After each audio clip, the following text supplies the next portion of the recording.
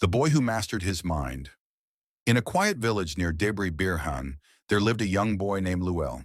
He was bright and curious, but he had one big problem. He couldn't stay focused. Whenever he sat down to study, his thoughts would fly away like a restless bird. He would open his book, but soon his mind drifted to his friends playing football or his phone buzzing with messages. His father, Otto Bakale, often said, "Luel, your mind is like a wild donkey. If you don't guide it, it will throw you off the path." But Luel always laughed and said, "I'll do better tomorrow." One day, Otto Bakale took Luel to meet Abba Tesfaye, an old and wise teacher who lived on the hill near the church. People said Abba Tesfaye had helped many young men and women find direction in life. After listening carefully, Abba Tesfaye smiled and handed Luel a small clay cup filled with water. He said, "Walk around my compound once without spilling a drop." It sounded easy, but as Luel walked, the wind blew, birds chirped, children laughed, and neighbors called out greetings. When he returned, half of the cup was empty. Abba Tesfaye asked gently, "Why did you spill so much?" Luel replied, "I got distracted." Abba Tesfaye nodded and said, "This cup is your goal, and the water's your focus.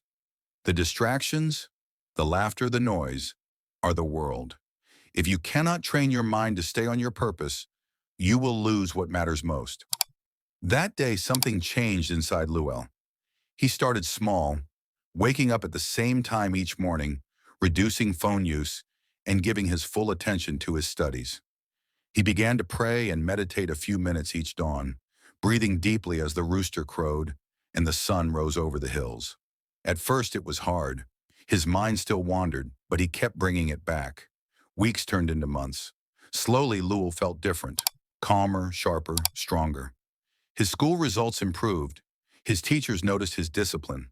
A year later, a national student competition was announced in Addis Ababa.